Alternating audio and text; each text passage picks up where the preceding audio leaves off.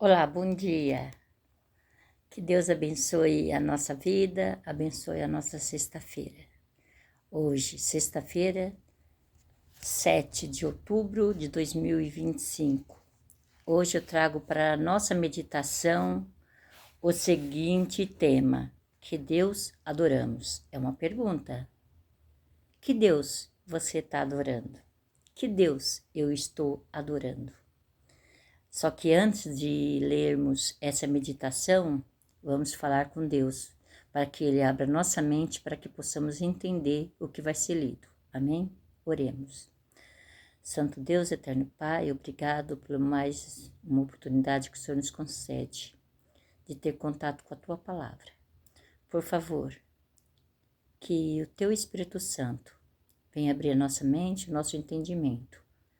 Ajuda, Pai, para que essa mensagem ela alcance o máximo possível de pessoas, que venha tocar em seus corações, em suas mentes. É o que eu te peço e te agradeço, em nome de Jesus. Amém. Amém. Então vamos para nossa meditação. O Senhor disse a Abraão: saia da sua terra, da sua parentela e da casa do seu pai, e vá para a terra que eu lhe mostrarei. Isso está escrito em Gênesis 12, versículo 1, para você conferir. A idolatria é uma distorção da imagem de Deus.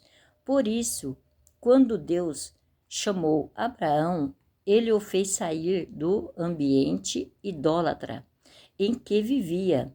Basta fazer uma pesquisa nos documentos mesopotâmicos mais antigos para entender por que Deus o mandou sair daquela terra.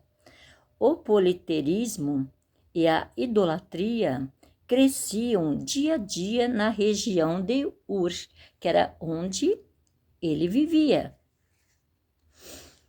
Os mais antigos tablets cuneiformes encontrados em Uruk ou Erech e Kink mencionam que apenas 2 deuses eram adorados na região: Anu, o Senhor do Céu, e Ingrieni, sua companheira. Depois passaram a falar de 3, 4, 5 deuses, e assim por diante, chegando ao total de 750 divindades diferentes.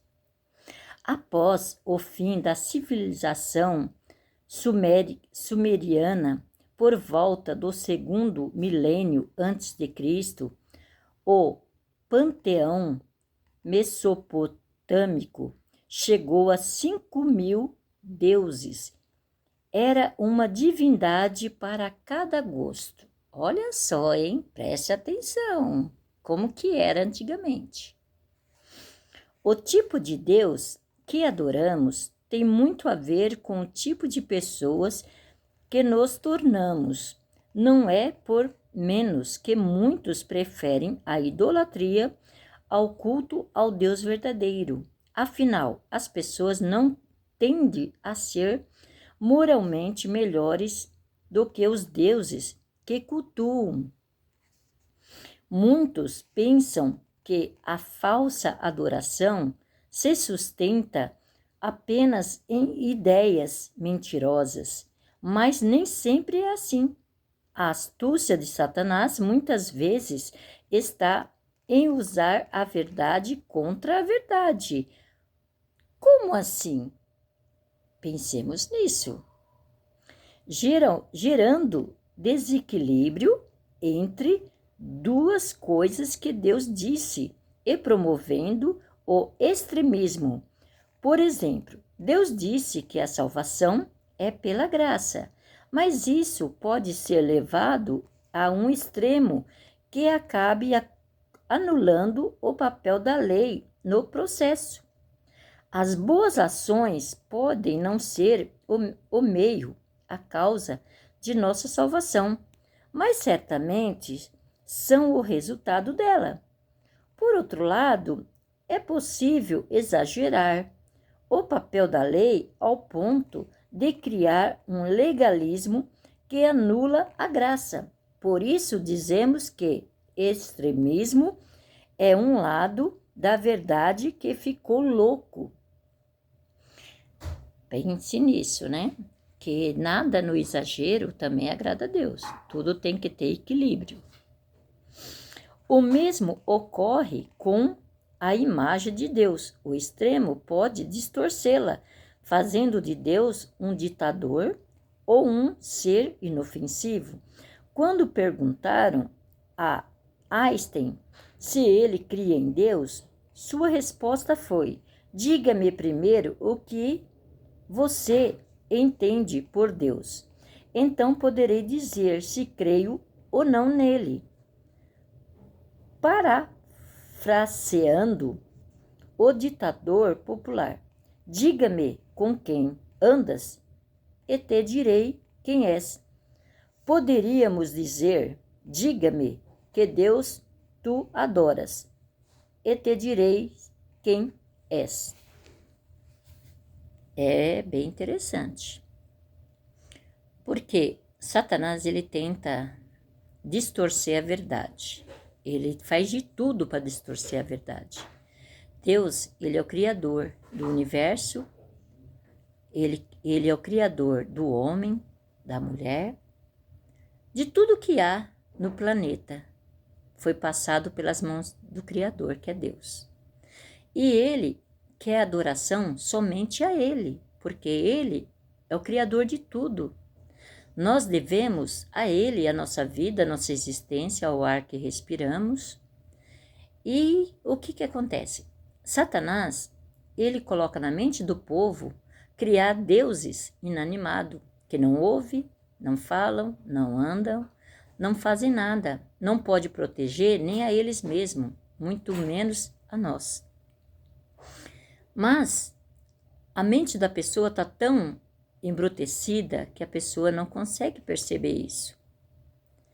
Deus, ele é que concede o ar que respiramos.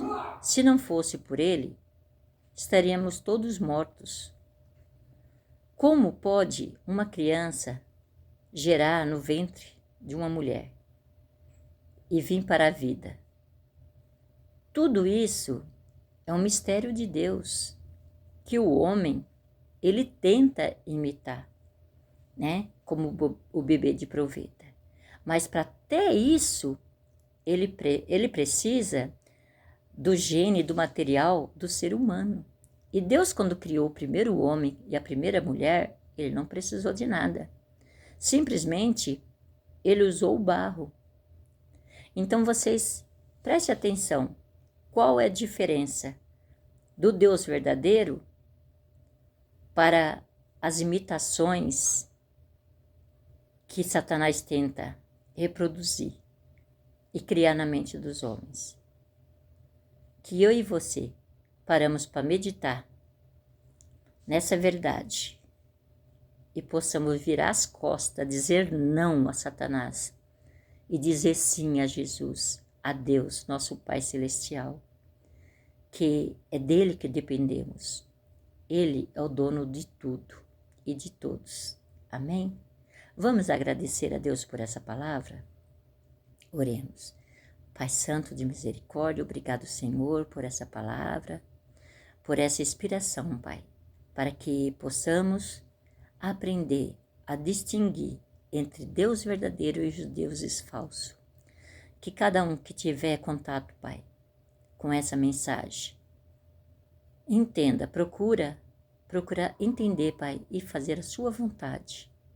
E dizer não a Satanás e sim a Ti, o único Deus verdadeiro. Permaneça conosco durante todo esse dia. Abençoa cada lar aqui representado de cada pessoa, Pai, que está ouvindo essa mensagem de meditação. Abençoa cada uma delas. É o que eu te peço e te agradeço por Jesus. Amém. Amém. Até o próximo vídeo. Que Deus continue abençoando a sua vida e a minha vida. Até mais.